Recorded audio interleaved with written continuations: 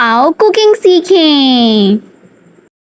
अस्सलाम वालेकुम तमाम सब्सक्राइबर्स को मेरे चैनल पे वेलकम, खुश आमदीद। आप सब कैसे हैं? उम्मीद है कि सब ठीक होंगे। अल्लाह ताला मेरे तमाम सब्सक्राइबर्स को, व्यूवर्स को खैर व आफ़ियत से रखे। आज मैं बनाने जा रही हूँ अरवी के पत्ते। इसे यहाँ कुछ लोग गिच्चे भी कहते हैं। हम तो अरवी के पत्ते ही कहते हैं, इसलिए मैं वही कहूँगी। और ये मैंने ले लिए थे 1 दर्जन 12। इसको मैंने धो के अच्छी तरह से वॉश कर लिए हैं। और इनके ये मोटे मोटे जो जगह होते हैं ना, जैसे आप जो आप देख रहे हैं वीडियो में, ये कैंची से काट लें और साइडें जो ख़राब होते हैं पत्ते वो काट के निकाल दें। इनको धोएँ अच्छी तरह। कोई इसके ऊपर क्योंकि स्प्रे हुआ होता है तो आपने इसको अच्छी तरह से वॉश करना है, एक एक पत्ते को खोल खोल के। तो ये 12 पत्ते मैंने लिए थे।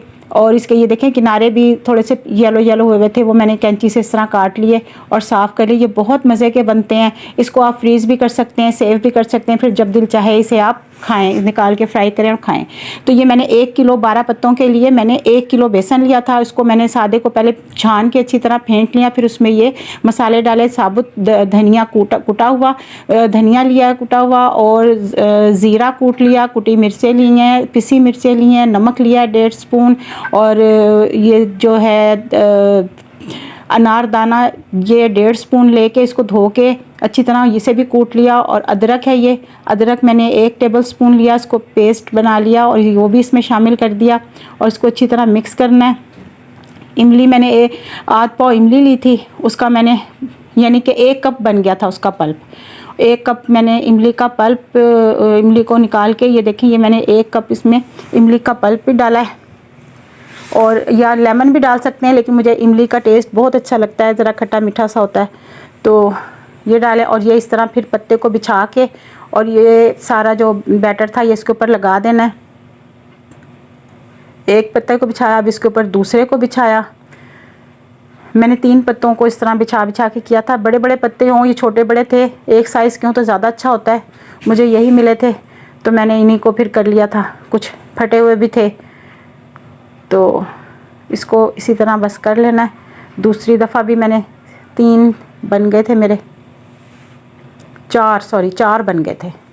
और ये देखें, हमारे पास स्टीमर अगर नहीं है तो आपने इस तरह देचके में पानी डाल के और एक स्टैंड रखना है, फिर उस पर एक जाली रखनी है और इसके ऊपर हम इस तरीके से, जैसे ये देखें, ये रख देंगे। नीचे तेज़ चूल्हा कर देना, पहले जब बॉयल आ जाए, स्टीम बन जाए इसमें, अच्छी तरह इसको ढक देना है। जब स्टीम बन जाए तो फिर बिल्कुल यानी मीडियम लो कर देना है, यानी बिल्कुल लो नहीं करना, थोड़ा सा कर देना है ताकि इसमें स्टीम भी रहे। और इसको आधे घंटे के बाद, ये मैंने देखा आधे घंटे तक बिल्कुल नहीं खोलना, फिर चेक किया तो ये बिल्कुल रेडी थे। इसको ये फॉक से चेक किया, ये देखें बेसन बिल्कुल साफ़ स्पून निकला और ये गल भी गए थे, बहुत अच्छे गल गए थे। अब इसको ना खोल देना, बंद कर देना, चूल्हा खोल देना ताकि ये ठंडे हो जाएं। इसको बिल्कुल हाथ नहीं लगाना है क्योंकि फ़ायदा नहीं, ख़राब हो जाएंगे ये। जब ये ठंडे हो जाएंगे अच्छी तरह, 2-3 घंटे के बाद मैंने इसको देखा तो ये इस कंडीशन में थे, आराम से निकल आए थे, फिर ठंडे भी हो गए थे, हाथ वाथ नहीं जला था। और ये और इसको इस तरह छुरी की मदद से इसको काट लें, स्लाइसिस में काट लें।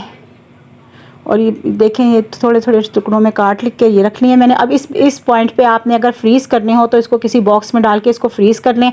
जब आपका दिल चाहे निकालें और फ्राई करें और खा लें। इसको फ्राई भी कर सकते हैं, अगर आपको फ्राई नहीं खाने तो आप एयर फ्राई में भी इसको रख के और इसको कर सकते हैं। मैं इसको डीप फ्राई कर रही हूँ। एयर फ्राई में आप इसको जैसे हल्का सा ऑयल लगा के ब्रशिंग करके और एयर फ्राई कर लें। तो मैंने इसे डीप फ्राई हमें अच्छे लगते हैं तो हमने डीप फ्राई किया है। फिर इसके ऊपर आप चाट मसाला छिड़क के तो खाएं, बहुत मज़े के बने थे। ये देखें, इसकी फ़ाइनल लुक बहुत ज़बरदस्त बने हैं। इसको केचप चटनी, ये मैंने सॉस बनाई थी, तो ये इसके साथ आप खाएं, बहुत मज़ा आएगा। Press the bell icon and don't forget to like and subscribe.